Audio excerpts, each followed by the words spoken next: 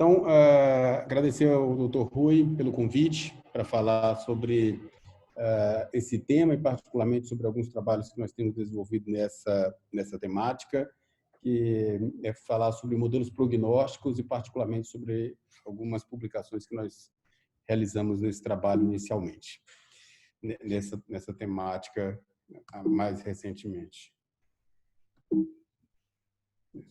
Então, o aspecto de maneira geral, a gente trabalha com lesão cerebral. A gente trabalha num cenário em que nós temos um componente de aspectos moleculares, aspectos hemorrágicos, aspectos de hipertensão intracraniana. Entretanto, entender um pouco sobre o componente de estatística e modelos matemáticos é essencial para quem trabalha com uma doença populacional como particularmente são os pacientes com traumatismo crânioencefálico.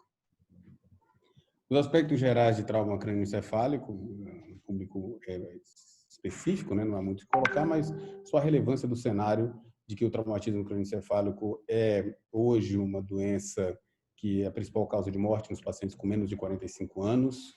No Brasil, nós temos praticamente 50 mil vítimas fatais por ano e é importante ressaltar que para cada uma morte há pelo menos 3 sobreviventes. Esses sobreviventes, não infrequente, vivem com algum componente de sequela cognitiva que limitam em muito a sua qualidade de vida.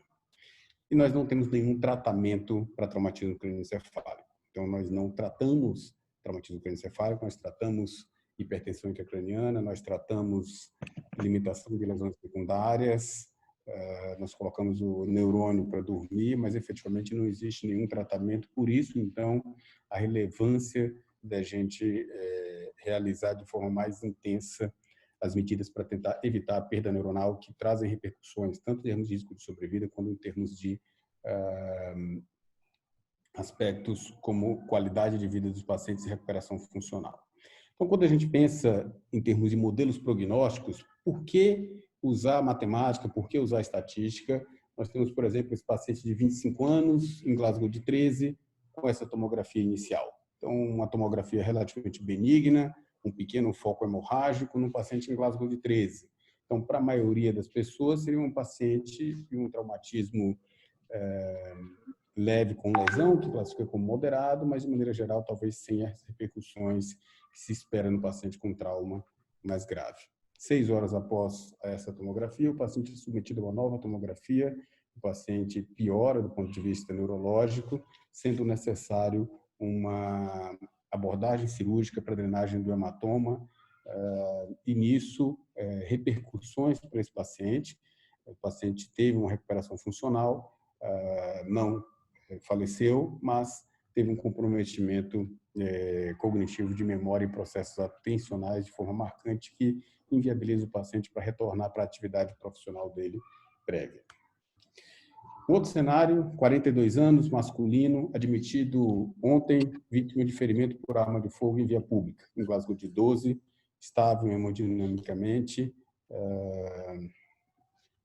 submetido à tomografia computadorizada, que evidenciou, realmente confirmou a etiologia, né, de ferimento por arma de fogo, com uma lesão frontal, uma FAF que levou fragmentos ósseos para dentro do crânio. O paciente foi submetido à cirurgia hoje e com um bom resultado. Nós fizemos a limpeza, colocamos um monitor de pique e fizemos a limpeza em relação àqueles fragmentos ósseos e estilhaços de projétil. E a grande dúvida que fica é quando a mãe desse paciente chega para mim ao final da cirurgia e pergunta: doutor, e agora?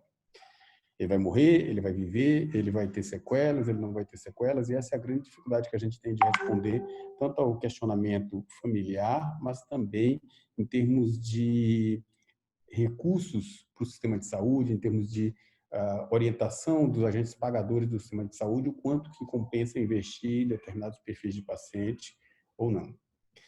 E aí, então, há aquele cenário importante de se entender de como predizer qual o desfecho neurológico desses 2 pacientes. Então, um paciente que parecia ótimo, em Glasgow de 13, com uma pequena lesão hemorrágica que sai com sequelas cognitivas. Outro paciente com ferimento por arma de fogo, mas que talvez tenha uma recuperação razoável. Então, é difícil dizer nesse aspecto mas, de maneira geral, naturalmente existe um comportamento personalizado da evolução, mas ter pelo menos uma noção, isso ajuda em muito a direcionar os esforços e a atenção das fontes pagadoras.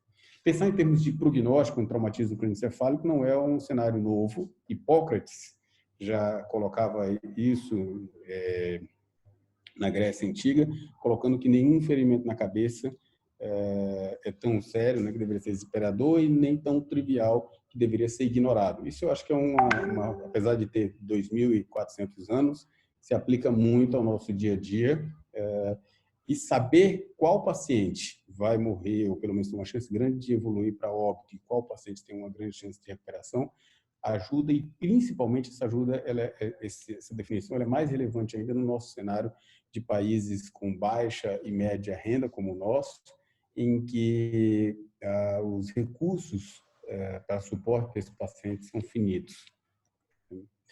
Então, de maneira geral, a determinação precoce, como eu já falou, é uma prioridade para os familiares terem pelo menos uma noção, os médicos que estão envolvidos no cuidado, o intensivista que vai perguntar para o neurocirurgião, doutor, e aí, como é que é o grau de investimento, como que a gente vai poder dar esse suporte, e principalmente para os serviços de fonte pagadora, sejam privadas ou públicas, porque os recursos são finitos e precisam ser direcionados muitas vezes para outros setores ou outros aspectos de pacientes. Então, quando a gente pensa no paciente que não apresenta viabilidade, há um custo elevado de sobrevida, tudo isso é um problema. Ao mesmo tempo, quando a gente pensa no paciente com traumatismo cranioencefálico, que poderia ter um grau de recuperação funcional razoável e a gente não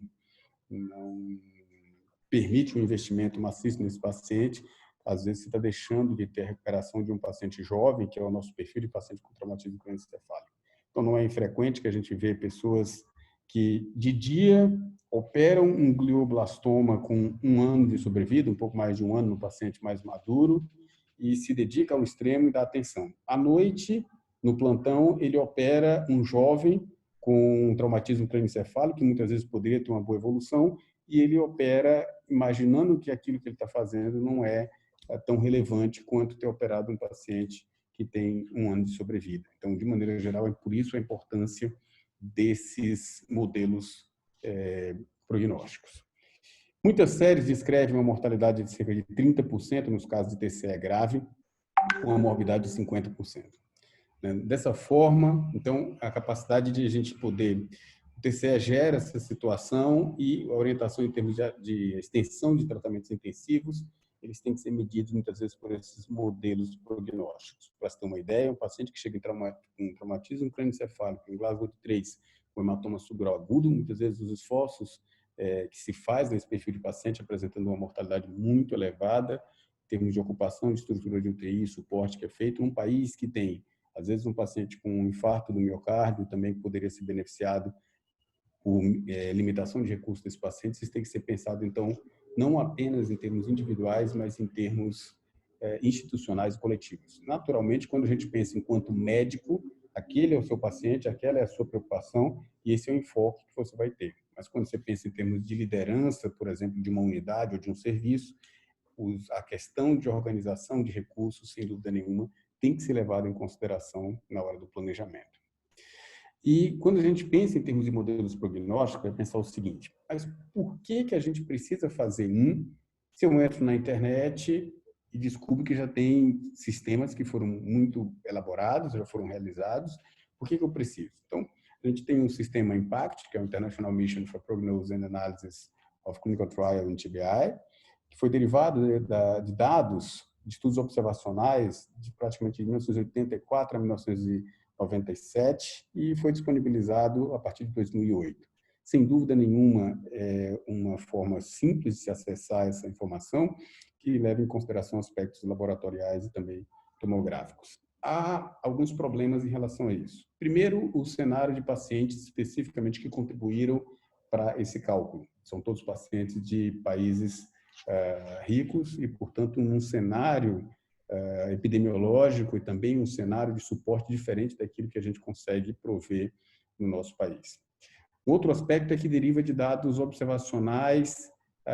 Se a gente for analisar o impacto, nós temos dados que foram levantados em 1984 para suprir, para usar, para ser calculado. Então, você tem dados que têm 3 décadas, praticamente. Então, nesse mais de 3 décadas. Então, nesse cenário, o padrão de suporte que os pacientes, e mesmo em UTIs bem desenvolvidas, recebiam em 1984, 85, é bem diferente daquilo que os pacientes recebem hoje em termos de qualidade de sedação, qualidade de monitoração, suporte intensivo.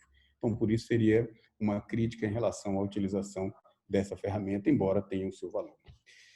A partir do estudo CRASH-1, um estudo que analisou o uso de corticoide para o cenário do traumatismo crânioencefálico grave, levantando mais de 10 mil pacientes em diferentes países, se montou o CRASH, o modelo CRASH de prognóstico para o traumatismo crânioencefálico, que ele tem algumas vantagens em relação ao modelo do IMPACT. Né? Entre as vantagens, ele estudou populações em diferentes cenários, né? Tem contribuição de países da América Latina, de países de outras regiões do mundo, então isso torna essa população um pouco mais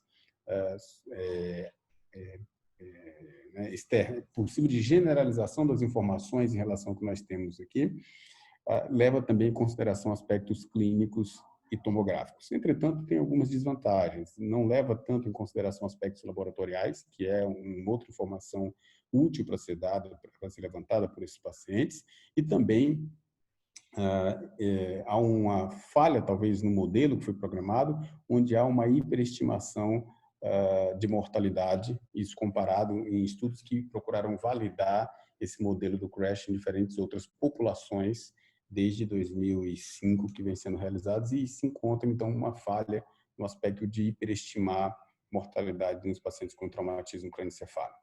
Além desses modelos, existem outros modelos tomográficos isolados, com uma classificação de Marshall, que leva em consideração lesões difusas e focais, e há uma correlação prognóstica. Entretanto, as informações são muito simples para ser adotado como válidas em termos prognósticos gerais. O score tomográfico de Rotterdam, que aperfeiçoa talvez aquilo que a gente vê, principalmente para as lesões difusas e a inclusão do hematoma epidural como um fator protetor. Então, é uma outra possibilidade de uso, mas sempre uma limitação muito grosseira na utilização da tomografia isoladamente. Existem outras opções, como a utilização das escalas de trauma sistêmico, desde o AIS, o TRIS, o NIS e o RISC, que são modelos que levam em consideração também o impacto que o trauma sistêmico tem nesses pacientes. Modelos de UTI que são utilizados também, como o SOFA, que leva em consideração, que é utilizado difusamente para pacientes de UTI, mas que uma das variáveis é a utilização de contabilização na escala de Coma de Glasgow. Então, essas são opções que são utilizadas. Aqui há um cenário que a gente faz um resumo sobre os modelos de TCE, os modelos tomográficos, as diferentes modelos de UTI, o SOFA, que é o mais conhecido, mas tem o SAPS, o APACHE, que são utilizados para doenças sistêmicas também, e os modelos de trauma sistêmico, como o AIS, o NIS, o TRIS e, mais recentemente, o RISC. Que são também aspectos para serem utilizados. Então, são ferramentas, é difícil dizer qual o melhor modelo de predição de mortalidade, de recuperação funcional nos pacientes. Existem vários modelos e, sem dúvida nenhuma, num cenário nosso em que nós temos de uma grande população que sofre traumatismo crânioencefálico, centros com grande experiência para traumatismo crânioencefálico, seria extremamente interessante se utilizar informações da evolução dos nossos pacientes para enriquecer esses modelos adaptados à nossa realidade. Então, quando a gente pensa, eu tenho que produzir para um cenário internacional, sem dúvida nenhuma, dentro do ambiente universitário, o objetivo que eu tenho não é meramente produzir a realidade do Brasil, mas tentar competir internacionalmente.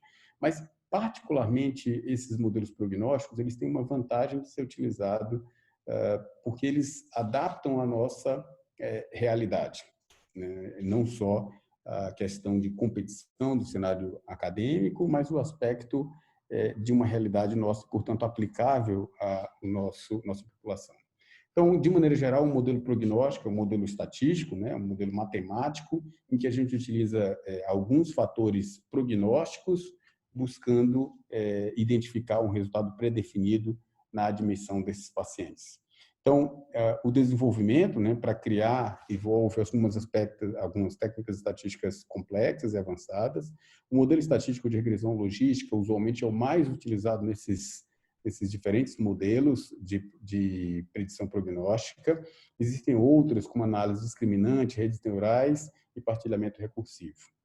A regressão logística, como a gente colocou, ela talvez seja que tenha mais vantagens em relação a essas outras técnicas, mas a regressão logística isolada talvez não seja a melhor opção para esses modelos. Isso por quê? Porque há um grande desafio quando a gente coloca o cenário de modelo, que é a questão da validade interna versus a validade externa. O que é isso? Basicamente, assim, validade interna é a verdade naquele estudo, né? Então, é a verdade que você tem para aquele ambiente de estudo. E, para isso, você tem que utilizar o máximo de método para uma análise mais experimental possível.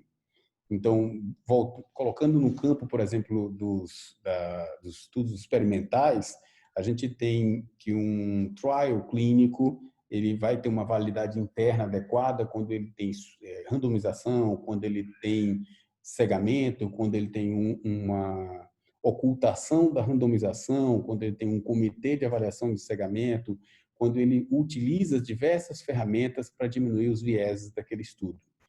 Entretanto, existe um problema. Quanto mais você aumenta a validade interna, maior o seu risco da dificuldade de generalização para obter o que a gente chama de validade externa. Então, o que é isso? A gente vê muito claramente, por exemplo, nos estudos de trials clínicos para craniotomia descompressiva.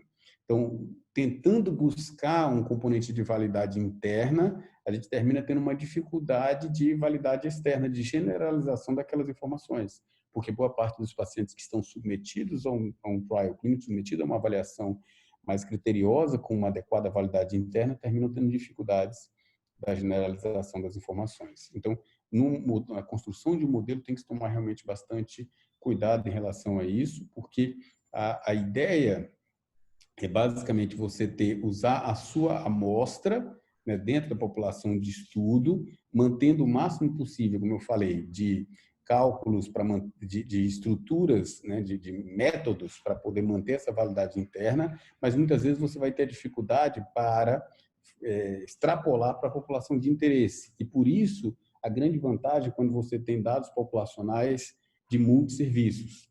Os dados que a gente publica são dados do Hospital das Clínicas, mas o ideal é que a gente, para montar esses modelos, utilizassem amostras também de outros serviços, para que a realidade difundida num grupo grande de pacientes pudesse ser aplicável a qualquer paciente do Brasil, porque muitas vezes há cenários específicos de uma instituição, seja para bom ou para mal, que terminam trazendo a dificuldade de você pegar a realidade da sua amostra e extrapolar para a população de interesse, que é toda a população. Que é mais ou menos como a gente coloca aqui, a gente retira daquela população uma amostra, então da população de pacientes que sofrem traumatismo cranioencefálico em todo o Brasil, a gente tira uma amostra, nesse aspecto, uma determinada população atendida no Hospital das Clínicas, por exemplo, e a partir daí a gente vai fazer uma inferência do que seria a população inteira. Mas isso traz dificuldades, como eu já falei, pelo aspecto de que há questões de erros sistemáticos de seleção de amostra que geram um viés,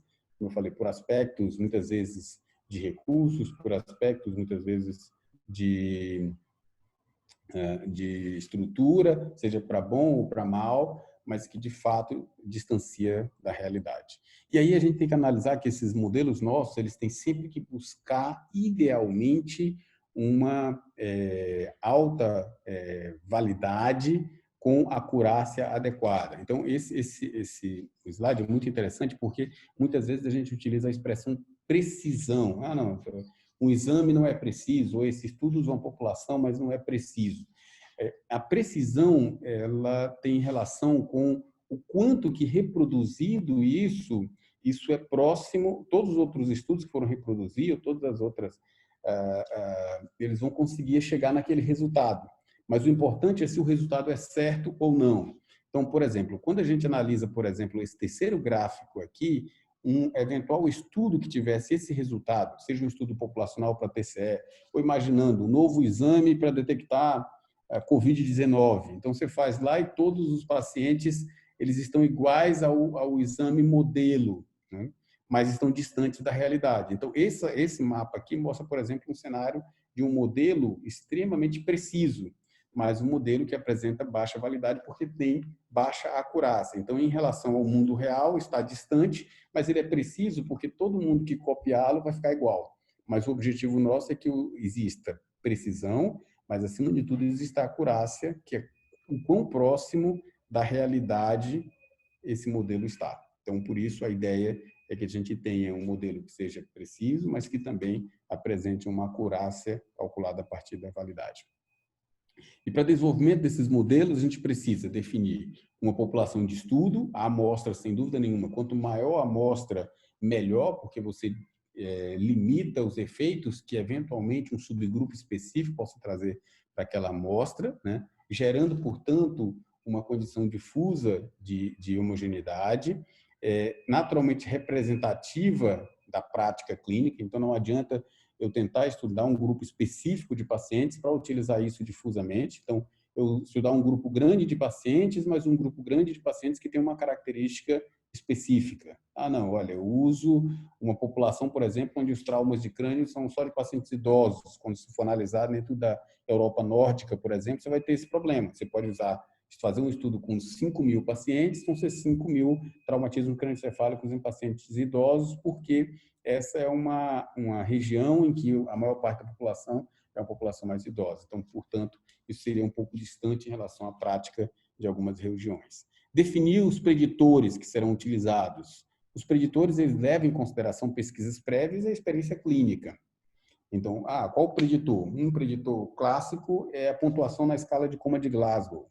Um preditor importante é o padrão de resposta pupilar no exame físico. Um preditor importante é a presença de hipóxia.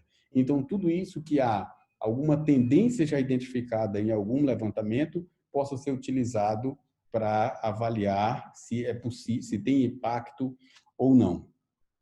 A definição do desfecho desses pacientes, do outcome desses pacientes, é importante, porque o desfecho, muitas vezes, não é o melhor, mas é o que é possível. Por exemplo, no cenário que a gente tem publicado, a gente tem utilizado muito desfecho de mortalidade em 14 dias, ou uma mortalidade hospitalar, porque é mais fácil o levantamento dessas informações do que um levantamento de informações após um ano de trauma.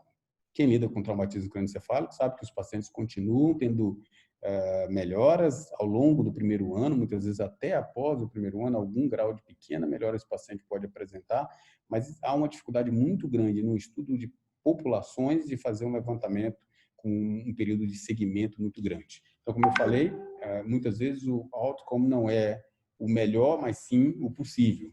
Mortalidade, escala de recuperação de Glasgow, avaliação neuropsicológica para aqueles que sobreviveram e o tempo em relação ao que você vai utilizar para medir esse outcome depende da sua disponibilidade de recursos para fazer esse follow-up. Na nossa realidade é difícil.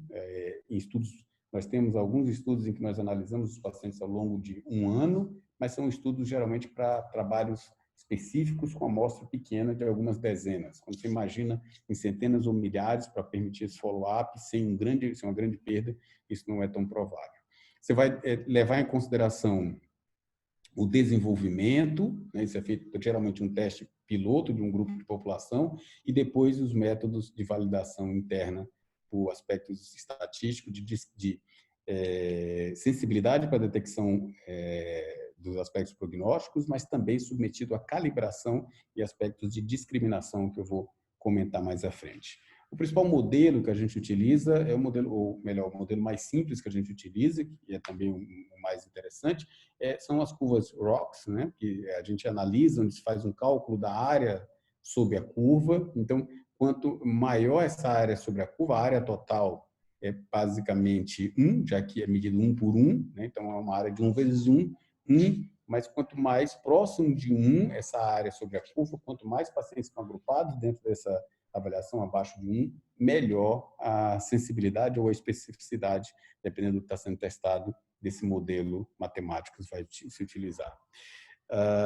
Nós utilizamos dados com uma tabela grande que o Robson compilou, e nós fizemos uma análise estatística mais detalhada da nossa população aqui no Hospital das Clínicas. Nós utilizamos a linguagem R. Quando se fala, isso está muito, vocês vão ver, acabou de ser publicado semana passada no Lancet também um trabalho nesse aspecto, também alguns estudos falando sobre machine learning. Machine learning parece um negócio assim, estou falando de quase inteligência artificial, mas na verdade é só um modelo matemático, que botaram esse nome muito bonito, que se utiliza para fazer o cálculo dessas variáveis. Então, você consegue utilizar determinadas ferramentas mais recentes para fazer esse cálculo matemático, e isso ganhou esse nome de machine learning, que é uma ferramenta interessante, que é feita geralmente numa linguagem do R. Isso é uma questão de pacotes estatísticos, que a gente tem já toda uma estrutura montada para fazer, mas é só para entender que é um pouco mais complexo do que aquela análise estatística usual que se faz de P, que se faz de estudos, por exemplo, comparativo de dois grupos, como teste T, teste U, são formas mais simples de análise desses pacientes. E aí a gente pega dentro dessa casuística, por exemplo, que nós levantamos, de mais de 500 pacientes, a gente utiliza quais são as ferramentas, quais são os aspectos clínicos mais relevantes que já são disponíveis clinicamente, que já são conhecidos clinicamente, que a gente termina levantando nesses pacientes, para poder submetê-los a diferentes análises, seja no naive Bayes, mas basicamente utilizando as curvas ROCS para definir qual a melhor área, qual o tipo de ferramenta de melhor área. Então, quanto maior essa área, melhor a discriminação, melhor a sensibilidade desse método. Então, essa área, quanto mais próxima de melhor a relação. Então, esse foi o estudo primário que nós fizemos para levantar nessa estatística nossa dos 500 pacientes, desenvolver um modelo que pudesse ser próprio nosso. E aí a gente fez esse levantamento, como eu falei, ele tem falhas, né? Ele tem limitações, porque termina sendo feito dentro de uma população específica, então a gente não tem um cenário de se essa realidade, por exemplo, levantada em pacientes no Hospital das Clínicas, numa localização geográfica dentro da zona oeste de São Paulo, que é uma zona, mesmo a gente captando pacientes de outras regiões, mas querendo ou não, é uma região onde você tem um aspecto socioeconômico melhor do que outras regiões extremas da cidade e mais, às vezes, uma diferença ainda em outras regiões do país. Então, o ideal seria a gente fazer esses levantamentos de base de dados, permitindo agora uma estrutura de uma análise estatística muito mais profunda para a gente pegar e fazer isso dentro do cenário com diferentes populações, população de João Pessoa, população de Minas, população do Rio, e a gente agregar essas informações para poder fazer o nosso próprio modelo de predição de prognóstico desses pacientes. E aí, analisando isso, a gente conseguiu verificar que existiam alguns aspectos específicos que pareciam ter uma correlação com o prognóstico dos pacientes. E nós decidimos analisar especificamente um deles que nós identificamos uma tendência, que é a questão da alteração de coágulo. Esse cenário não é o paciente que tem coagulopatia, é o cenário do paciente que tem alteração de coágulo. Então, nós pegamos e observamos o paciente que apresentava ou não um TTPA alargado, né? Esse alargamento, a gente utilizou a média do alargamento, não é um alargamento, por exemplo, de quem é anticoagulado, que tem um TTPA de 3, 2,5, é um TTPA de 1,5. Então, é aquele cenário, possivelmente, em que o paciente apresenta essa coagulopatia induzida pelo cenário do politrauma grave, para a gente analisar se esse marcador isolado, que até então não tinha sido incluído nos estudos de modelos prognósticos, se ele apresentava ou não uma melhor, se ele incorporava ou não um melhor modelo prognóstico. E aí nós fizemos esse estudo, que foi publicado aí na semana passada no Neurocritical Care, em que nós fizemos essa análise da inclusão do TTPA ao modelo de crash, no score de crash. Então, nós pegamos a nossa população e fizemos uma avaliação, modelo, colocando na calculadora do crash e colocando nesse novo crash acrescentado do valor do TTPA para a gente analisar se haveria ou não alguma diferença. Tá? Esses são os dados clínicos dos pacientes, são pacientes quedas e atropelamentos como principal mecanismo de trauma, uma mediana de Glasgow de 7, então um cenário de pacientes graves.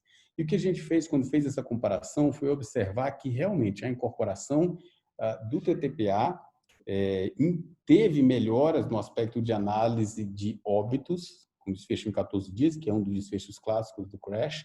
Então, os pacientes que apresentavam o mesmo grupo de pacientes analisados dentro do cenário do crash model e dentro do crash model com TTPA apresentavam uma maior acurácia em desfecho desses pacientes. Quando a gente põe em curva RAW, que analisa tanto sensibilidade quanto especificidade, a gente percebe que a área sobre a curva, o cálculo da área sobre a curva, ele é maior no modelo crash TTPA do que no modelo crash tradicional. Isso é uma estratificação em que a gente consegue, eu vou depois explicar essa tabela de uma forma simplificada, mas que a gente consegue analisar e verificar a diferença nos extremos de óbito, que há uma melhor reclassificação dos pacientes por esse modelo do crash TTPA. Quando a gente põe isso dentro desse cenário, que chama Net Reclassification Index, que é uma avaliação de trabalho estatístico em que a gente faz essa análise do TTPA, nós verificamos que nos pontos, nos extremos, existe uma proximidade em relação ao modelo do crash com uma melhor reclassificação dos pacientes pelo crash somado ao TTPA. Como assim? Talvez essa tabela, alguns pacientes que foram vistos para poder expressar melhor. Então, quando nós temos, por exemplo, esse paciente de 31 anos, um Glasgow de 13, né, onde no cálculo do crash, né, esse paciente apresentava, por exemplo, são 5, 6 modelos, 6 casos modelos, mas naquela análise estatística a gente conseguiu chegar a essa mesma conclusão, e o que a gente fez, na verdade, é uma incorporação de reclassificação líquida dos pacientes na faixa de 11%, de melhora de 11% em relação ao crash tradicional, utilizando esse modelo com a aquisição do TTPA. Mas aqui, basicamente, é isso. No modelo do crash, nós tínhamos 4,7% de mortalidade para esse paciente, enquanto no modelo do crash com TTPA, a possibilidade de mortalidade desse paciente na admissão dele era de 27,2%, o paciente morreu.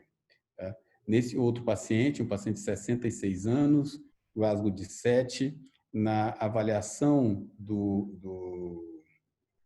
desculpa, não sei como tira isso daqui, mas na avaliação do crash, então havia uma determinação de prognóstico de 51% de mortalidade, enquanto quando a gente incluía o TTPA, esse valor caía para assim, 22% e o paciente sobreviveu. Esses são alguns casos que a gente utilizou como casos modelos, mas na verdade nessa análise de reclassificação a gente conseguiu verificar nos extremos tanto para mortalidade, aqui o grupo de maior risco de mortalidade, risco maior do que 30%, e aqui o grupo de menor risco de 10%, uma reclassificação líquida no grupo que sobreviveu, houve uma reclassificação líquida na faixa de 10,2% e no grupo de morte, uma reclassificação líquida na faixa de 11%.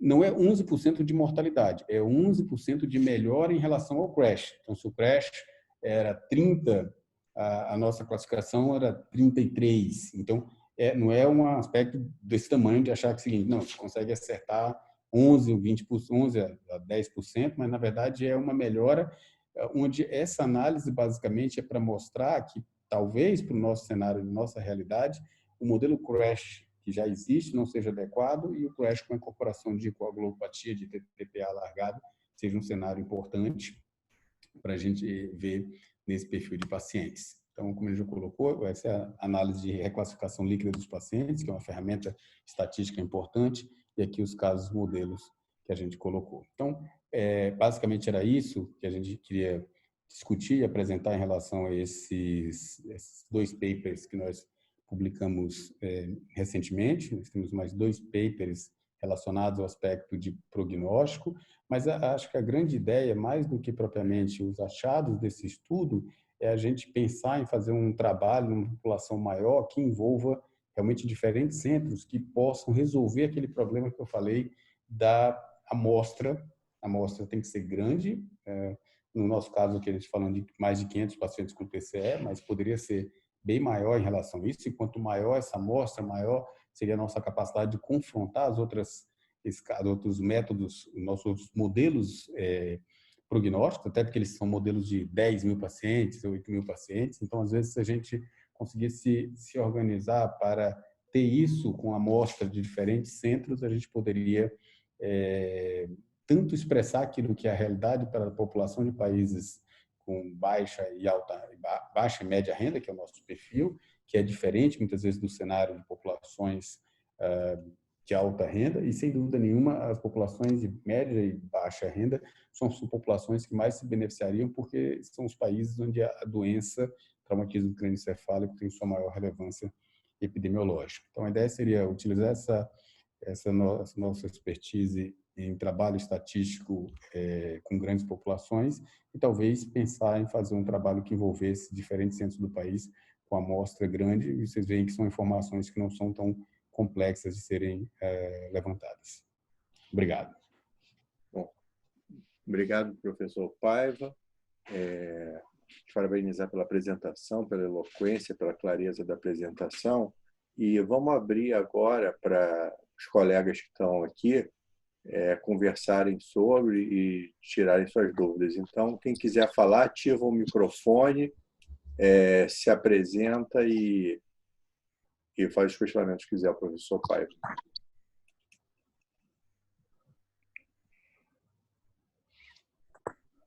Bem, então eu vou começar, se me permitirem. Por favor, eu falo secretário do caso. Vou pedir para quem não estiver falando desativar o microfone, deixar só quem estiver falando. Então, professor Ângelo, pode falar. Oi. Tá. Paiva, parabéns pela sua apresentação, né? Uma coisa que a gente...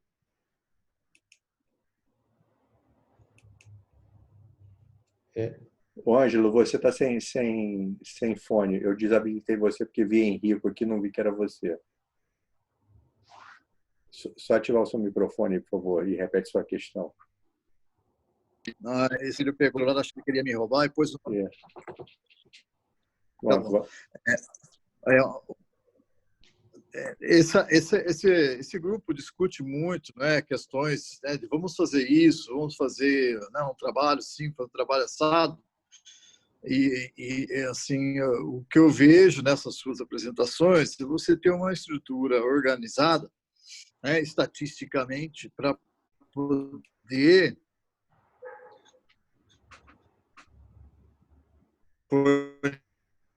ser isso, essa possibilidade, né, multicêntrico com esses dados sendo enviados para um local único, uma análise única. Na prática, você vê isso possível dentro da sua organização? Você já fez algum trabalho multicêntrico? Uhum. Então, o aspecto é assim,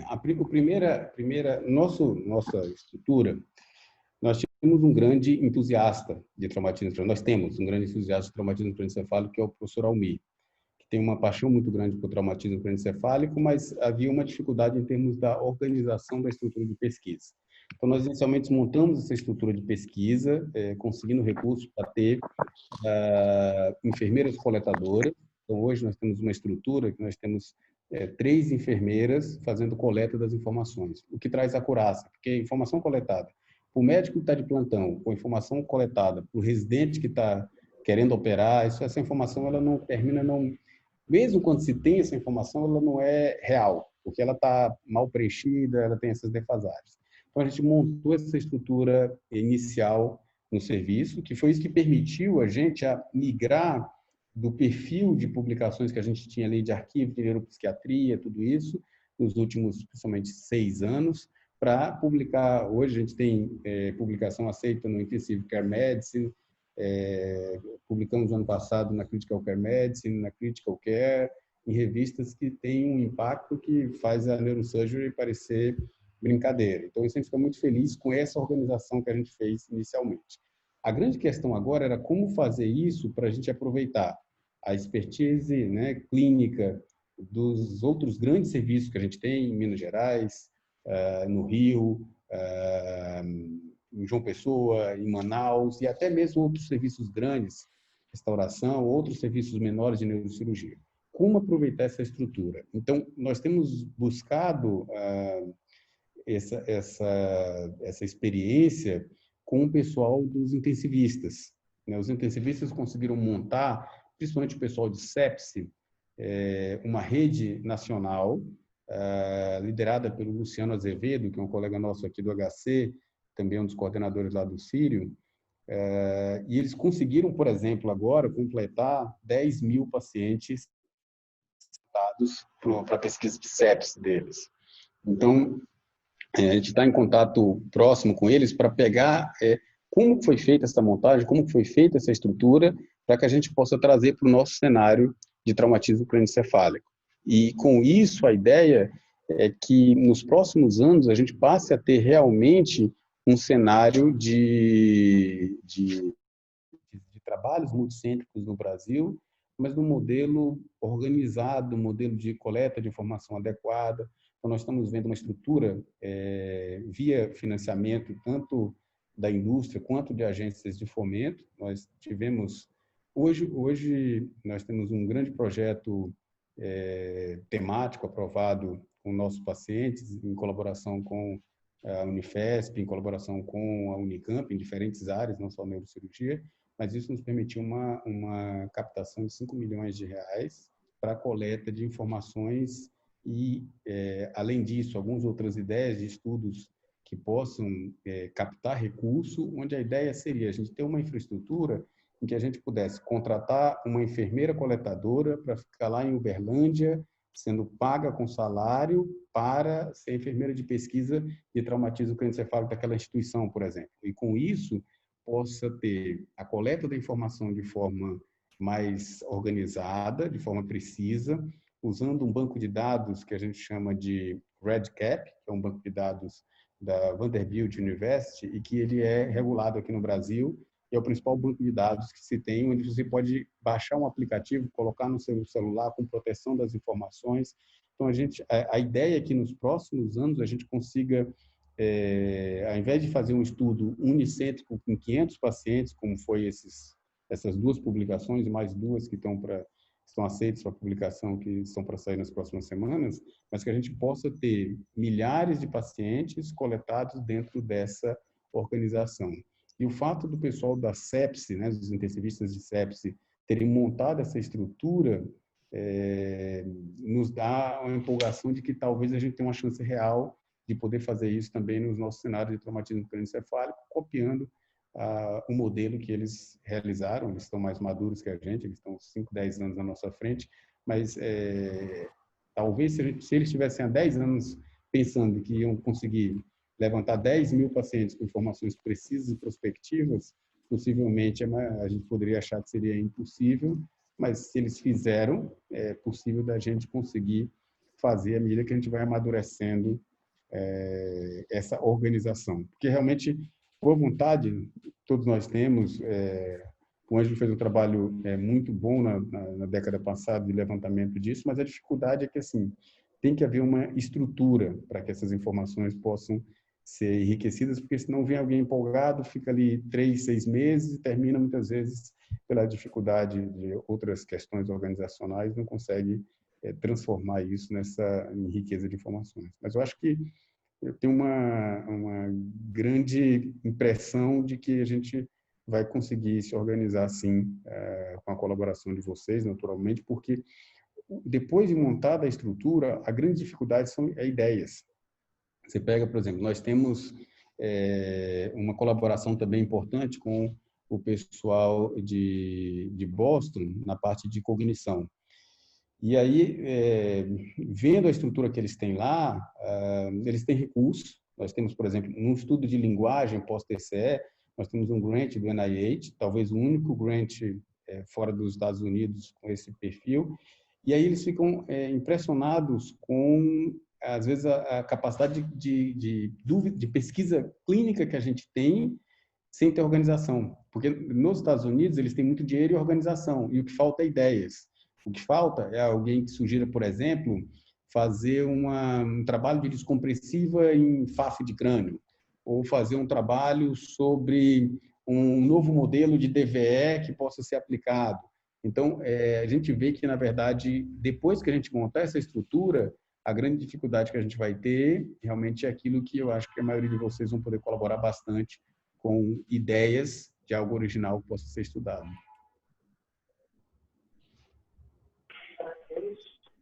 O Rui, posso falar? Olá, boa noite. Zad, deixa o Vinícius falar primeiro, que ele pediu primeiro. O Paiva, você já tem um roadmap? Qual é o seu mapa do caminho aí para você fazer esse projeto multicêntrico? Quais são as etapas que você já tem delineadas para permitir isso aí? Eu acho que assim, a grande limitação inicial realmente é de recursos financeiros, né? Porque a gente precisa de contratação de pessoal. A ideia nossa é de avaliar com a indústria, e isso tem sido muito positiva, a proposição da indústria de aceitar essas colaborações de recursos. O projeto temático de epilepsia pós-trauma tende a trazer essa possibilidade de extensão, onde esse projeto está submetido, ele tem, como eu falei, um grant grande da FAPESP, aqui em São Paulo, e ele tende a ser exportado para um cenário multicêntrico a partir de um outro financiamento via PROAD. O PROAD é um programa, é a Lei Rouanet dos hospitais. Existem alguns hospitais em São Paulo que têm uma Lei Rouanet especial, igual da cultura, em que eles não pagam imposto de renda em troca de ajudar em financiamento de pesquisa no SUS. Particularmente o Sírio-Libanês, o Albert Einstein, o HCO e o Oswaldo Cruz têm essa prerrogativa, em que, por incrível que pareça, eles não são hospitais particulares, eles são hospitais filantrópicos, mas a filantropia deles não é atender SUS, a filantropia deles é financiar pesquisa para o SUS. E a gente tem um PROAD submetido no Sírio-Libanês, que está sendo bem analisado e talvez seja uma fonte para que a gente possa ter captação de recurso para a montagem dessa estrutura. Na verdade, não é só dinheiro, até porque o dinheiro não é também tão fantástico assim, seria mais ou menos para comprar computadores e contratar enfermeiras de pesquisa. Mas eu acho que assim, aquilo que antes parecia inviável, hoje é algo mais factível, porque existem algumas fontes de recursos. Naturalmente, a gente estava até mais empolgado pré-crise financeira, porque estava muito mais prático, mas mesmo com a crise econômica que vai vir pela frente, eu acho que é possível, sim, a gente estender essa organização para outros centros. Nelson, quer falar? Olá, boa noite a todos.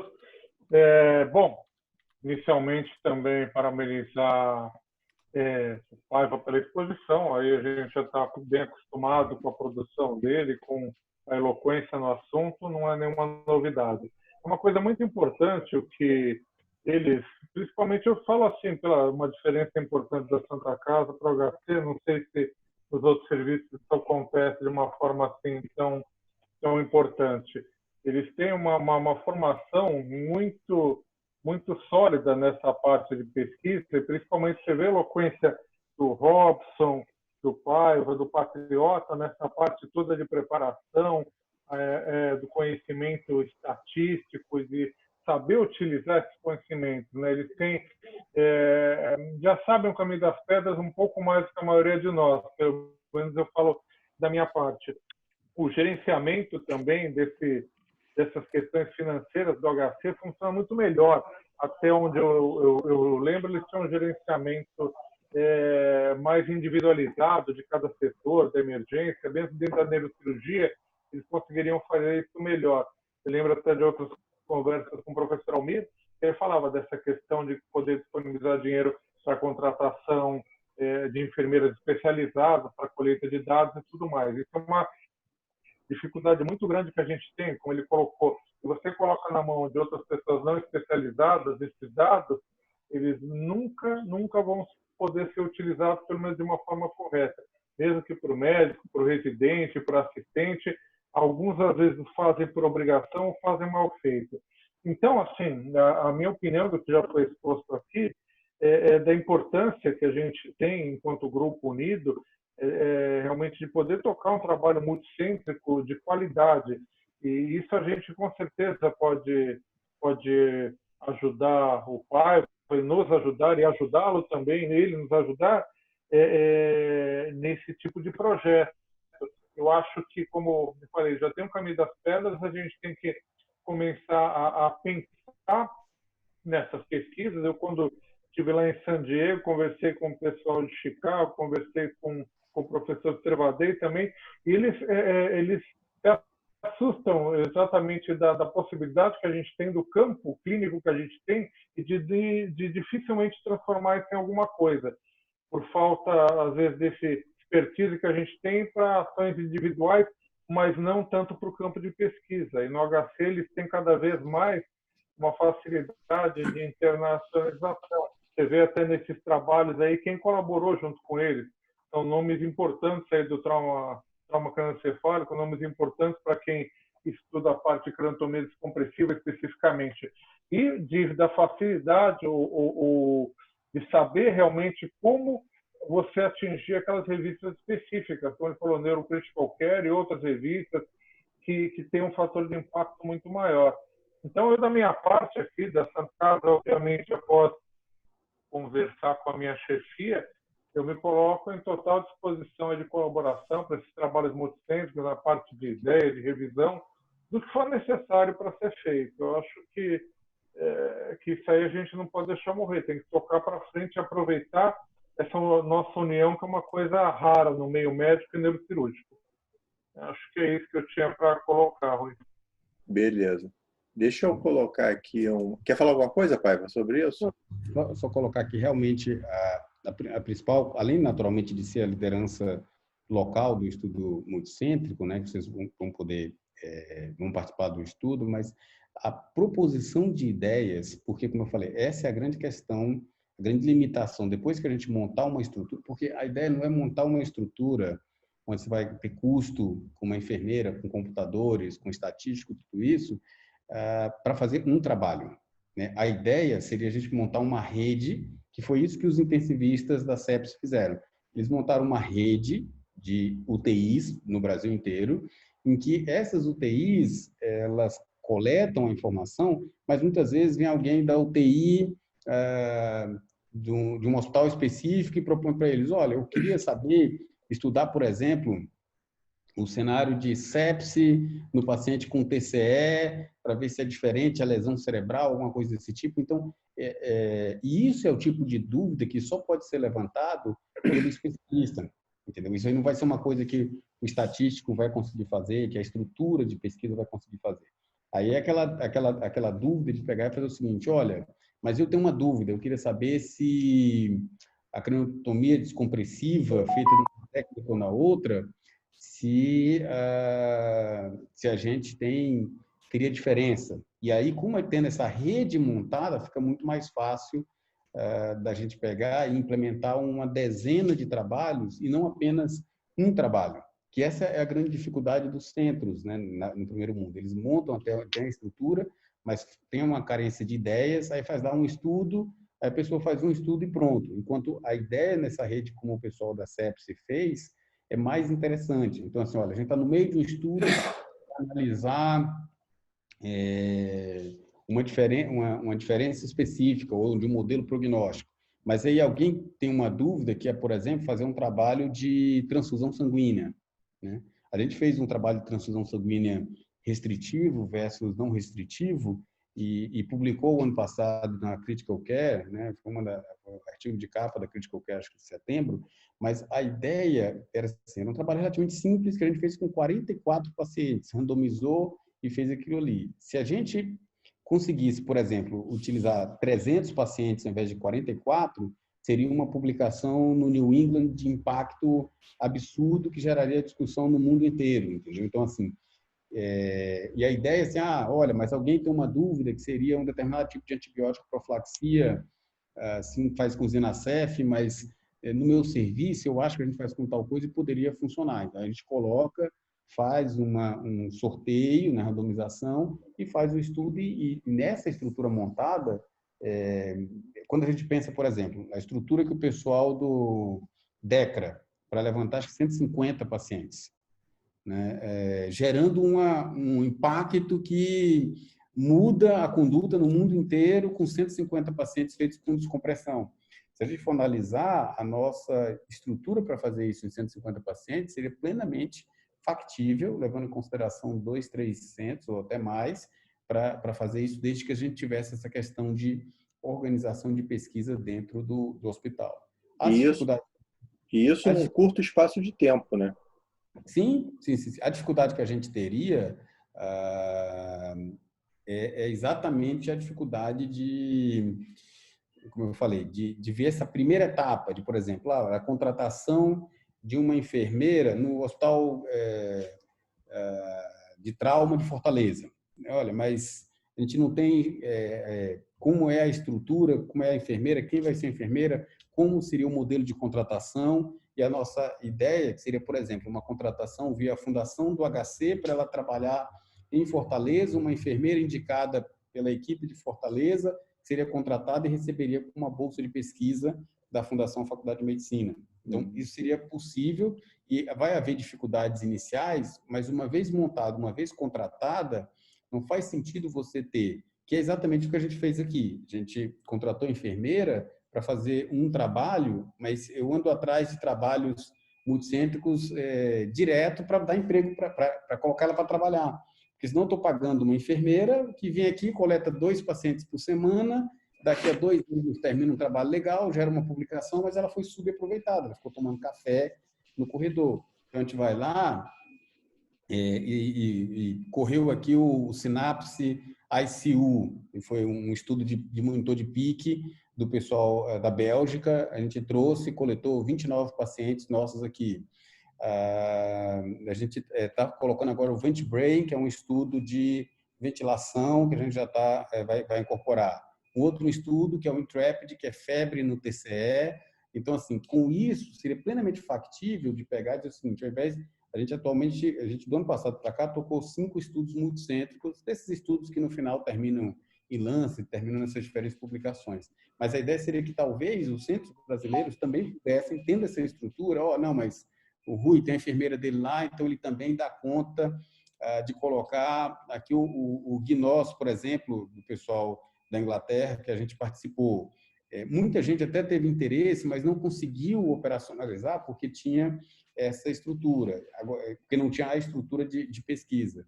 Mas eu acho que assim, a gente montando essa estrutura, a gente vai conseguir ganhar um impacto no cenário do traumatismo crânioencefálico em termos acadêmicos, que é o que a gente já tem em termos clínicos, que são grandes lideranças com experiências que não dá para comparar com experiências de outros centros da Europa ou dos Estados Unidos, que é uma experiência grande e real, mas ela só precisa ser organizada para virar uma potência realmente no aspecto do cenário internacional. Eu acho que é uma coisa que a gente vai poder, pelo menos, tentar montar, que eu acho que vai ser bem positivo. Deixa eu colocar aqui uma questão vinda de Portugal, lá do Porto, do Rui Renas. O Rui, pelo que me foi informado, ele é residente do professor Oscar, lá do Porto. Daí ele falou que ele não está podendo utilizar o áudio por causa do horário lá, já são acho que meia-noite ou 1h da manhã lá, talvez. Então vamos lá. Antes de mais nada, excelente apresentação do professor Paiva. O modelo CRESH usa como fator o país, pela questão dos recursos. No entanto, dentro de cada país, há naturalmente assimetrias de recursos. Vejo isso aqui em Portugal, por exemplo. Sendo o objetivo deste ponto do score avaliar a qualidade dos recursos, quão execuível seria tipificar disponibilidade de certos recursos chaves? Staff dedicado, equipamentos, em 2 ou 3 tiers. em vez de classificar por inteiro países com grandes assimetrias internas.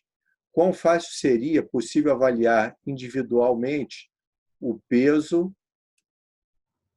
de variáveis como o staff e a disponibilidade de catéteres de PIC ou monitorização multimodal para melhorar o modelo destes? Isso realmente é um cenário limitante. A gente tem dificuldade de fazer esse modelo, porque a gente não vai ter como disponibilizar um recurso padrão. A nossa fonte pagadora é variável, né? Depende de secretarias de saúde. Então, a gente teria dificuldade de padronizar todos os pacientes. E isso é uma limitação, da mesma limitação que existe no CRASH, seria uma limitação para a gente. Mas, ao mesmo tempo, quando você analisa dentro de uma população muito grande, fica mais fácil de homogeneizar a conduta no aspecto do resultado. É uma limitação, mas pode ser parcialmente corrigida. Outro cenário que a gente percebe é que, assim, quando há um envolvimento acadêmico mais intenso, isso tende a melhorar o suporte de UTI. Isso nunca foi medido, mas a gente percebe nitidamente, por exemplo, aqui na nossa instituição, que a gente tem diferentes UTIs, as UTIs que prestam assistência isolada, elas tendem a ter pior qualidade do que a UTI que é mais acadêmica. Porque o envolvimento acadêmico, todo mundo trabalha mais empolgado, está vendo aquele resultado, está vendo aquela mudança de paradigma, as pessoas vão estudando, vão se sentindo envolvidas, isso termina trazendo benefício para melhorar a qualidade do staff. Mas a homogeneização ela vai ser impossível de ser realmente adotada no aspecto global, naquilo que eu falei. Essa é a grande dificuldade para a validade externa da maioria dos dados. Deixa eu fazer duas perguntinhas aqui para o Paiva. Paiva, esse banco de dados seu foi um banco de 500 pacientes, foi um banco de dados retrospectivo ou prospectivo? Ou os dois? Na verdade, a gente levantou esses 517 pacientes num banco de dados que nós montamos aqui para uma tese, e aí, a partir daí, o trabalho do CRASH é o trabalho matemático, é o trabalho principal da tese, mas a partir daí nós tiramos com levantamento prospectivo, você vai atrás. Então, a gente, por exemplo, está agora estudando os pacientes especificamente com Marshall 3, para ver qual que é a evolução, tudo isso, mas são levantamentos de dados que foram feitos prospectivamente, à medida que os pacientes iam chegando. Ok. Uma outra pergunta que eu queria fazer, ver se eu entendi o seu trabalho. O seu racional foi que acrescentar o modelo CRASH à coagulopatia, isso mudava o resultado do CRASH. Foi esse? Isso, exatamente. Okay. Exatamente. Analisar os pacientes que apresentavam TTPA, especificamente, a gente usou a expressão coagulopatia, mas o que é testado, basicamente, é o TTPA. O TTPA alterado em relação ao TTPA não alterado. E por que o TTPA e não o INR? Porque há um modelo da cirurgia geral que já, nesses modelos de TRIS, NIS, naqueles modelos de trauma sistêmico, em que o TTPA foi um fator preditor de mortalidade no trauma sistêmico. Porque é aquilo que eu falei, o que eu vou usar? Eu vou levar em consideração experiência clínica ou o derivado de outros estudos. Então, assim, tem um estudo de cirurgia geral onde o TTPA é utilizado como uma análise de maior mortalidade no trauma sistêmico, sem analisar especificamente o TCE. E aí, por isso que a gente trouxe esse campo para o cenário do trauma. A gente poderia ter usado, pode usar nesse seu modelo, por exemplo, matemático, o CRASH com aquele paciente que recebeu monitorização de PIC com o que não recebeu monitorização de PIC e analisar isso? Pode ser.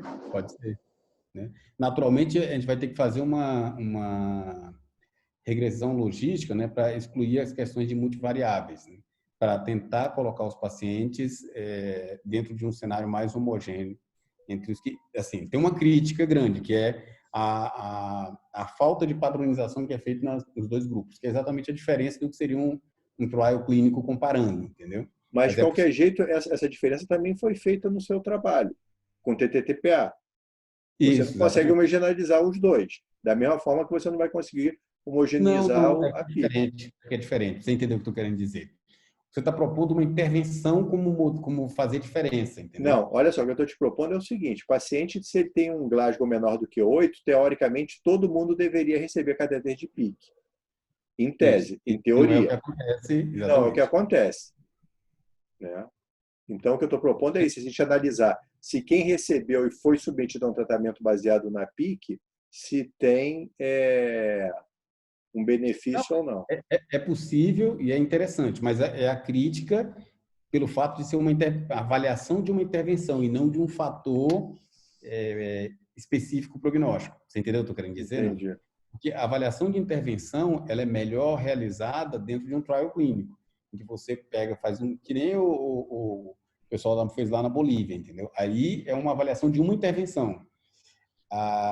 Você fazer isso nesse aspecto é possível, porque você aproveita uma base de dados, mas é um estudo que tem críticas pelo fato de não ter a padronização. Posso comentar, Ellison, aí? O Robson tá aí, pode falar. A gente até chegou a fazer, eu até mandei para ti também, a gente chegou a fazer uma análise dos pacientes que foram monitorados, mas o problema é justamente esse, que o Paiva colocou. A gente, esse não é o melhor tipo de estudo para a gente responder a sua pergunta, sabe, Rui? Porque está sujeito a uma série de vieses. No HC, a gente obviamente, a gente conseguiu monitorizar ali 15% de todos os pacientes com TCE grave. A gente até fez uma comparação utilizando o Propensity Score para ver se tinha diferença em termos de benefício prognóstico. A gente não encontrou nenhuma diferença. Mas não dá para também dizer que não existe, né? Justamente por conta dos vieses do próprio tipo de estudo. E a gente vê que às vezes tem paciente que chega, não é monitorizado logo no início, é monitorizado alguns dias depois. Então, geralmente são pacientes mais graves. Então, mesmo que a gente faça um pareamento adequado, a gente está sujeito aí a não conseguir responder de fato a pergunta. Entendi. Mas sem dúvida nenhuma, são sempre ideias interessantes. É que a melhor forma de responder a pergunta é fazer um trial clínico de monitoração. Aí, para isso, já se torna um pouco mais complexo, porque as intervenções você precisa ter disponibilidade de recursos para que você possa aplicar naquele paciente que foi sorteado, entendeu? Então, para isso, você precisaria ter recurso que cobrisse monitor de PIC em todos os pacientes. Eu acho que isso seria possível, mas a gente precisaria de um financiamento adicional. O que é possível fazer dentro dessa rede multicêntrica seria, por exemplo, aspectos que não dependem tanto de uma estrutura específica, transfusão de sangue, uso de antibiótico, salina versus manitol, determinadas coisas em que não houvesse um impedimento estrutural do serviço. Porque no outro cenário, teria que ter um financiamento grande que pudesse cobrir e dizer o seguinte: pessoal, toma aqui 50 catéteres de PIC para cada um e vai ser sorteado se passa o catéter de PIC ou não passa o catéter de PIC. Então, isso teria uma dificuldade maior para a gente conseguir operacionalizar essa rede. O Marcelo Chioto levantou a mão. Marcelo, pode falar aí. Olá, pessoal. Robson, pessoal, Paiva, parabéns pela apresentação. Fantástico aí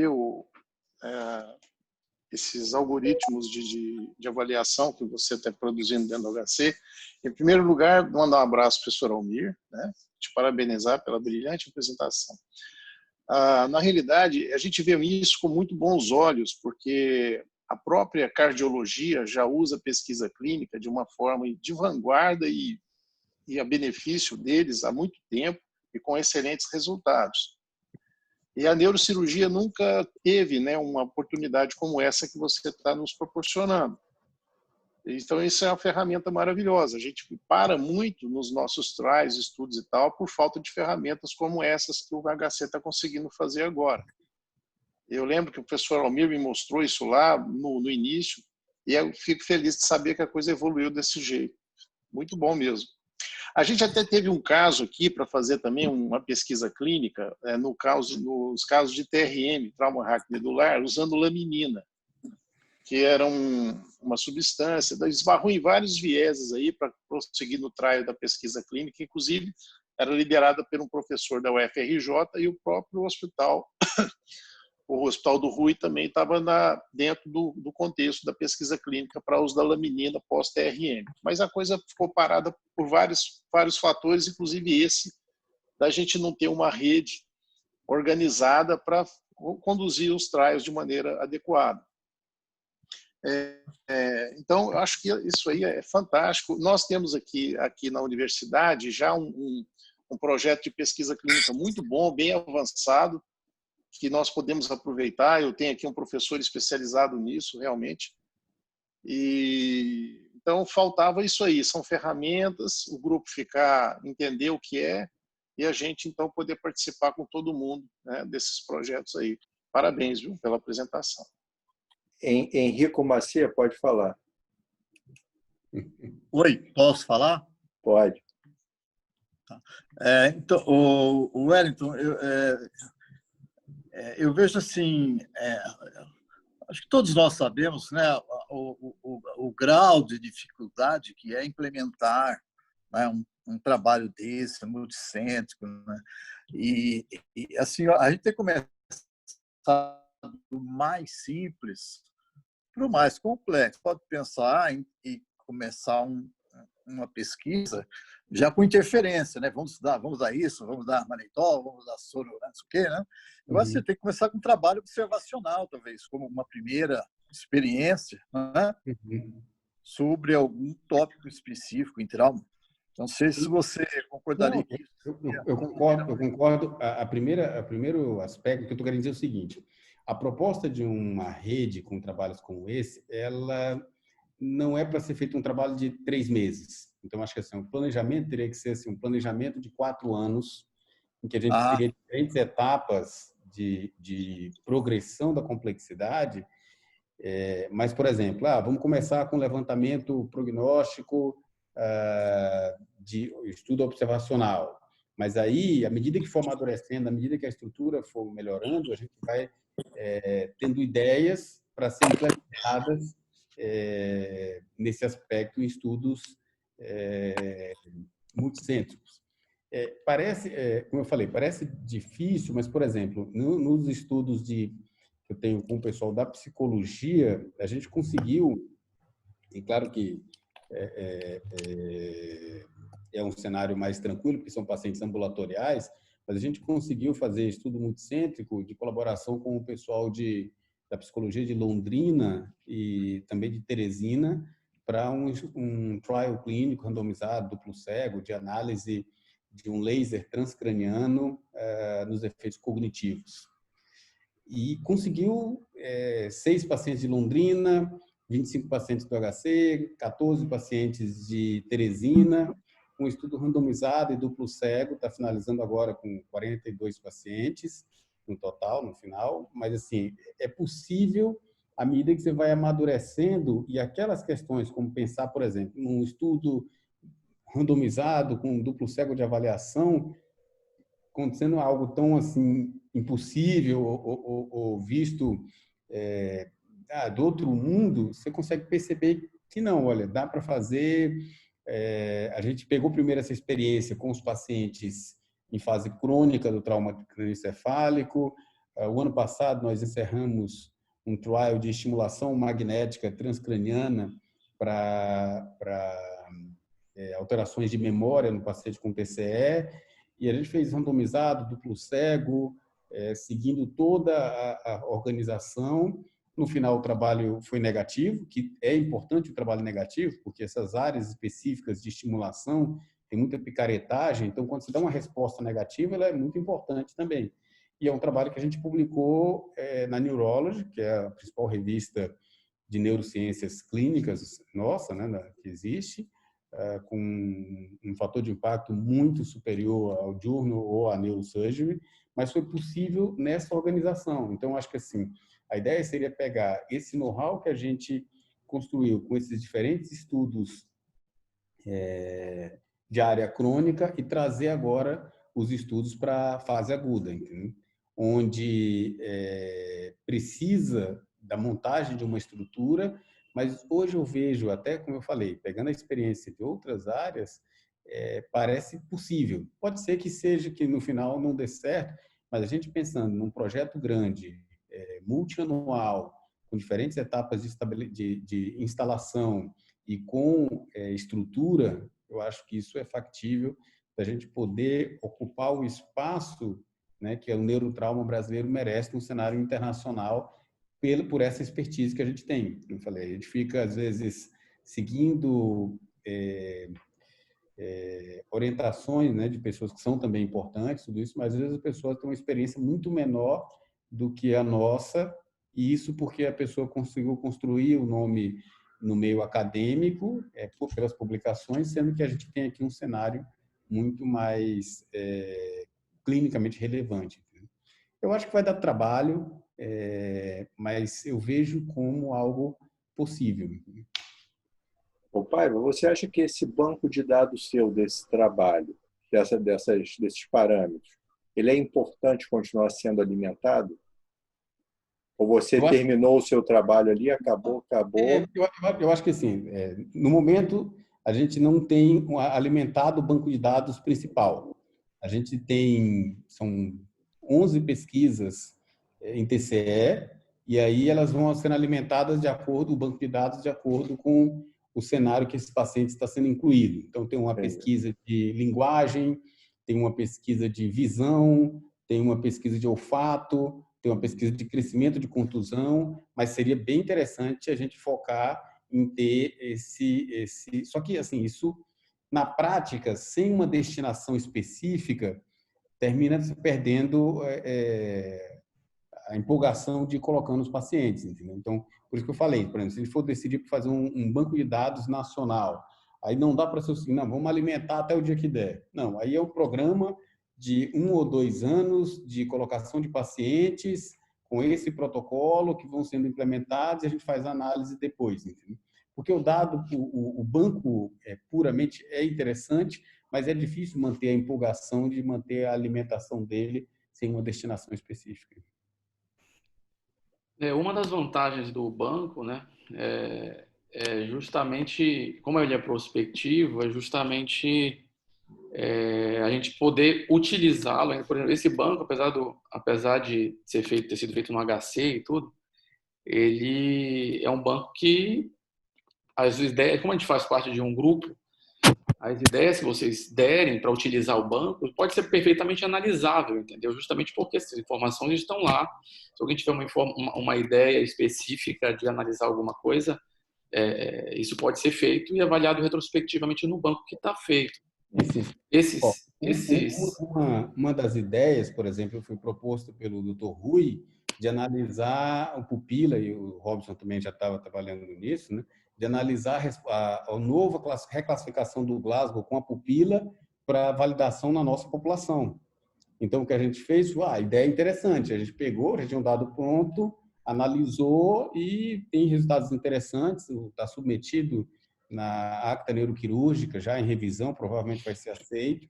Então, é mostrar o seguinte, é possível, mas olha, eu também tinha uma ideia de analisar tal coisa, é possível, dá para a gente ir trabalhando, sim, para continuar gerando estudos, como foi esse aspecto da pupila que o Rui sugeriu.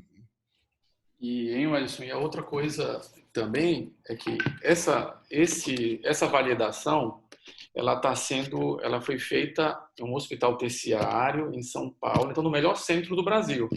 A gente não sabe se esse score tem a mesma acurácia no teu hospital, no meu hospital aqui em Manaus agora, entendeu? No hospital do Rui Reinas lá em Portugal. Então, nada impede, na verdade, o ideal é que seja feito isso. Que a gente pegue e você você conseguiu, sei lá, algum residente para conseguir fazer uma coleta organizada, como o Ellison colocou, e tentar classificar de acordo com o score. Você vai conseguir validar externamente o nosso score ou não. Porque quanto mais publicações surgirem em torno do score,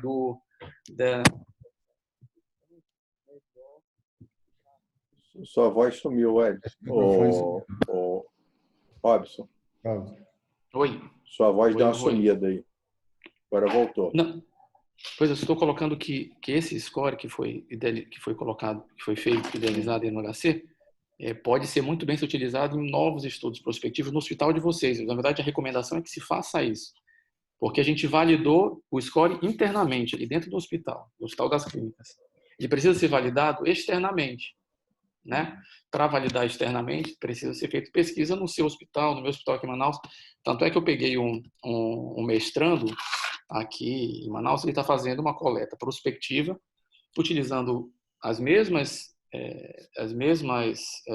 informações para a gente tentar validar os scores que estão sendo publicados com essa base que a gente tem aí de 517 pacientes. Com isso aí, eu acho que é importante, talvez, vocês difundirem essa tabela de vocês de coleção de dados, para se coletarem os mesmos dados. Uhum. Se vocês distribuírem isso para alguns centros que continuarem essa pesquisa, ou acrescentar até outros dados que achem ser analisados, talvez seja interessante. Mas eu acho que no aspecto da rede multicêntrica que a gente tinha proposto, uma das questões da estrutura seria exatamente fazer dessa forma, de pegar e colocar coletadores, e esses coletadores eles vão participar de algum estudo específico, mas ter um trabalho que seria levantamento de um banco de dados durante um período geral. De um ano, um banco de dados geral em diferentes instituições. Professor Soriano? Realmente, agora estamos todos cansados pelo adiantado da hora, realmente. Hoje é a quinta reunião de... Puta, é o cão chupando manga. Mas, enfim, eu realmente concordo em gênero, em número e grau com todos vocês. O trabalho aí de vocês do HC é sensacional, é fantástico. A gente já tinha conhecimento dessa dedicação e desse empenho aí. E assim, o fato de vocês estarem abrindo, eu acho que isso é uma abertura muito grande para nós, entendeu? De a gente poder colaborar e a gente ter um banco de dados, entre aspas, único, mesmo que não seja específico com cada braço que o Ellison está colocando, o Robson também, mas que assim, o básico desse dado seja coletado de todos os pacientes, entendeu? E temos aí várias epidemiologias, estudos futuros com creche, sem creche, enfim, a gente pode pontuar várias coisas que pode ser até repetitivo agora, mas no futuro a gente pode ver a hora que se junta tudo isso, o que pode acontecer. Agora, está usando o problema da coagulação. Tudo bem, então esses casos estão entrando no banco de dados geral, eu estou entendendo, e o braço está estudando isso. Amanhã vamos colocar as pupilas, como o Dr. Rui falou. Você coloca o geral e a gente já analisa as pupilas. Porque hoje a gente tem uma visão, amanhã isso pode mudar. Mas o fato de a gente ter um banco de dados grande, entendeu? Porque todos os meus casos acabam sendo perdidos, né? Ou ficam comigo guardados lá dentro do meu baú aí, e vai fazer o quê com eles também? Entendeu? Mesma coisa que eu acho que a gente tem que ver. Põe pique, não põe pique, etc, etc. Lá na frente, em algum momento, alguém para analisar isso. Entendeu? Imagens, que também a gente está falando aqui, mas uma coisa que eu acho que é muito legal e importante é a gente ter essas imagens guardadas e documentadas para amanhã, depois, alguém fazer Eu vejo aqui vários trabalhos que os caras levantam lá na tomografia, nas ressonâncias, casos de 500 casos para trás aí, e começa a analisar. Essa é uma outra situação que a gente pode também, é um banco de dados trabalhoso, considerar imagens, enfim, imagem DICE, imagem isso e tal, mas a gente tem que ter líquor, cara, todo nós colhemos líquor, vocês estão falando, é infecção, então a gente começa a abrir uma janela, sabe, hormônios, como é que estão os hormônios desses doentes, e daí você começa. Não, mas se você for analisar, as próprias calculadoras que a gente colocou aqui do CRASH, do IMPACT, elas são derivadas do banco de dados.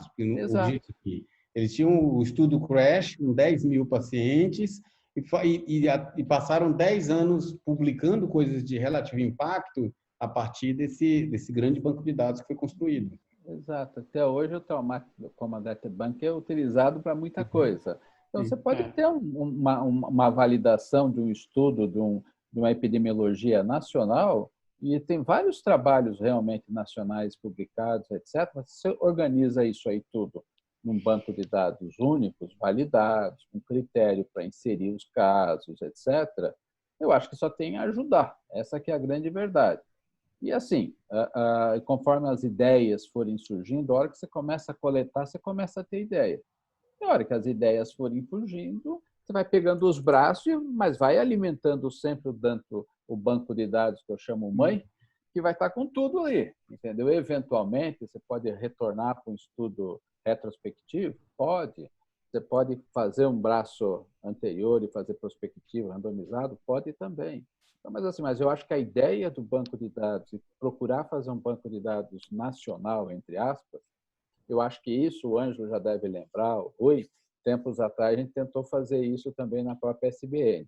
Começou a coletar dados disso e daquilo e acabou não dando em nada. Essa aqui é a verdade.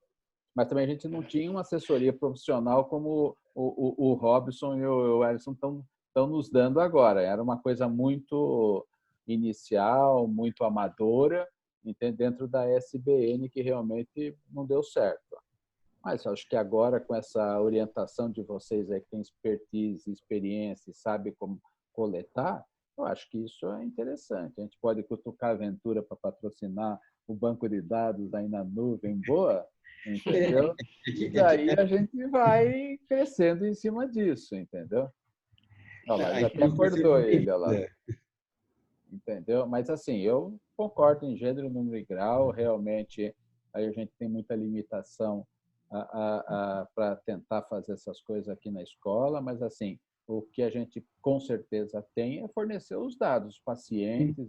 Mas algumas coisas que melhoraram, por exemplo, que isso talvez se torne muito mais fácil hoje do que foi o desafio do passado, a informatização. Então, hoje é possível a gente criar uma grande banco de dados nesse programa, que é o REDCap, que você preenche no seu computador ou no seu celular. Então, não tem aquele negócio de papel, de perder o papel, digitalizar o papel. A informação, o coletador já está colocando direto no celular e essa informação já fica salva. Então, isso torna muito mais fácil e mais fácil coletar, é mais difícil perder essa informação do que você pegar, preencher papel. Não, e depois isso é muito chato.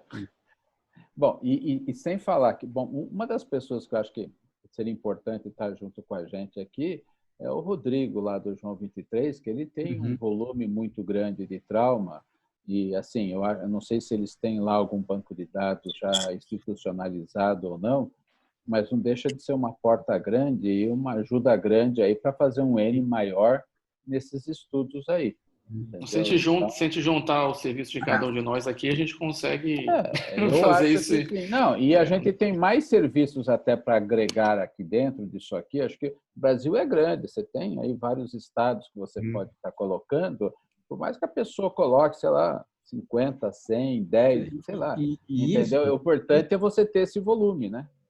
E isso, na verdade, você termina melhorando, porque à medida que você busca outros serviços para ter essa integração, a gente tem serviços grandes no Hospital de Base de Brasília, no Hospital da Restauração em Recife, que são serviços que, apesar de um volume grande, não tem às vezes ali uma liderança organizada naquele cenário de trauma. E às vezes a participação em um estudo, numa coisa disso, faz despertar novas lideranças nesses lugares onde tem um volume grande de pacientes. Não, eu acho que o importante é a gente tá tendo essa união nesse momento, porque a gente vai contaminando as outras pessoas, né? Não, eu acho que isso daí é fundamental, a gente conseguir se organizar. Trauma agudo, gente. Não sei se vocês têm. Eu tenho um ambulatório que eu estou aí há 30 anos no ambulatório de trauma. Então, tem bastante doente que a gente acaba não coletando e não fazendo um trabalho prospectivo adequado, entendeu? Com psicólogo, com fono, com isso que trabalham lá com a gente, eles estão em trabalho assistenciais, estão trabalhando. Mas o trabalho não é voltado, não é transferido para um papel, para um mestrado, um doutorado, um trabalho de pesquisa que dá para você fazer. Então, assim, que tem campo, tem.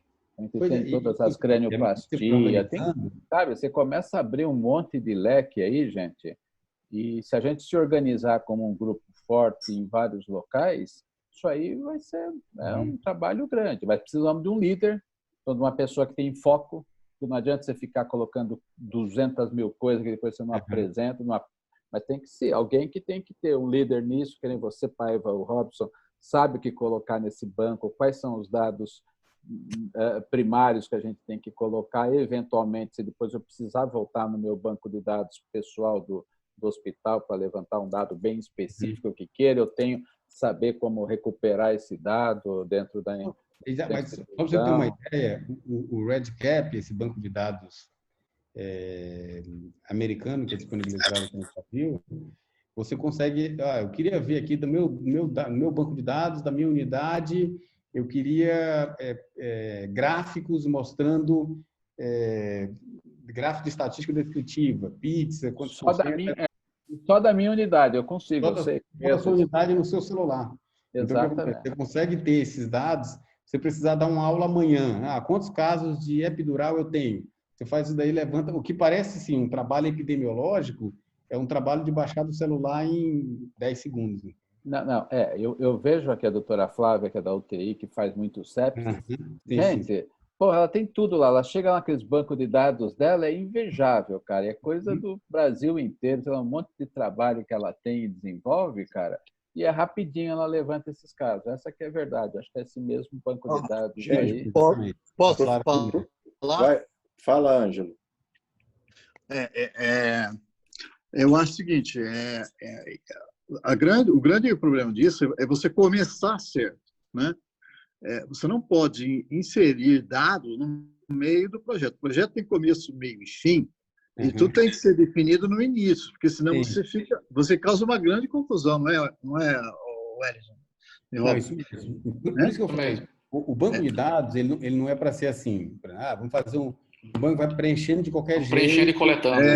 Exato. É isso que eu falei, se você vai fazer um levantamento durante um ano, durante 18 meses, esse período vai começando, vai colocando, até porque não dá para ficar indefinido um banco de dados, porque, como eu falei, tem que haver uma situação em que, após um ano, a gente vai encerrar a coleta, vai fazer análise desse trabalho específico. Claro que a gente volta e faz outros trabalhos científicos a partir daquele banco de dados construído, mas tem que ter uma finalidade e um planejamento definido. Concordo com...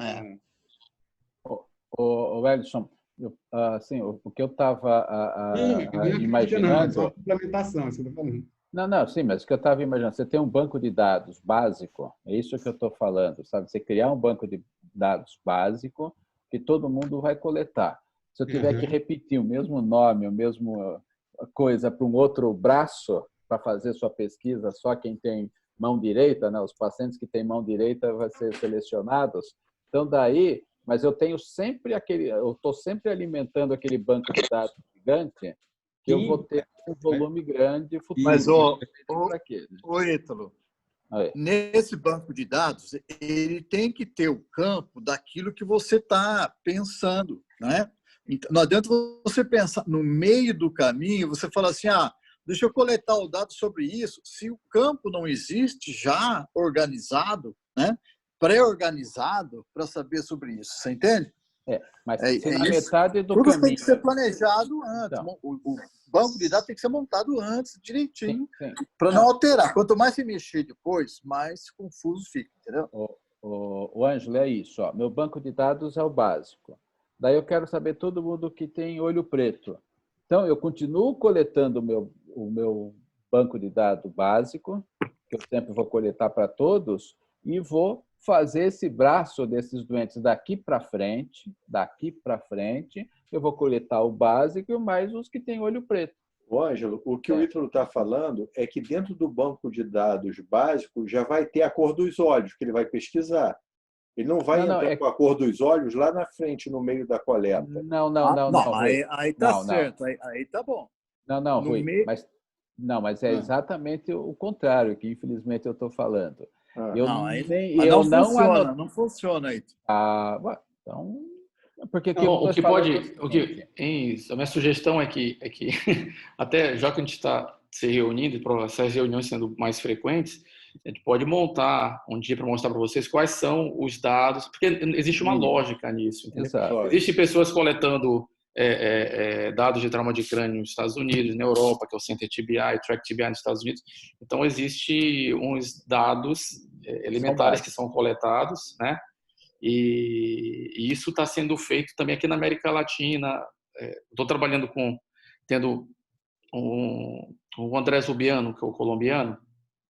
Ele tem uma expertise bom nisso, e a gente está fazendo a tradução da coleta de dados que está sendo feita no Center TBI e no Track TBI para a América Latina, entendeu? Então, espanhol e português. Então, a gente pode mostrar para vocês sugerirem outros dados que a gente pode coletar, mas de maneira que a gente tenha um banco nosso prospectivo. É bem interessante se realmente todos se animarem.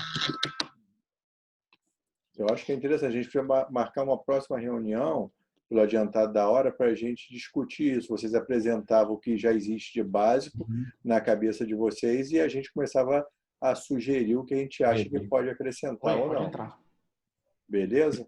E como é que a gente vai conseguir dinheiro para manter isso aí, né? Aonde vai fazer, como vai fazer, quais são as... Eu acho que assim, existe a questão, como eu falei, a coleta no modelo, por exemplo, que tem um grande recurso para o Centro TBI, tudo isso, para durar anos. Eu acho que o nosso modelo, o que a gente vai ter que fazer é pensar num trabalho com prazo estabelecido, com recursos planejado, e vai dizer, nós vamos levantar durante um ano. Exatamente. E assim, porque senão, realmente não dá para... Fica sem foco. E você não consegue pedir nem recurso se você não tiver essa programação. E, gente, não são só nós que participaremos, então. Por exemplo, o Wellington tem uma estrutura lá organizada de 2 décadas, né?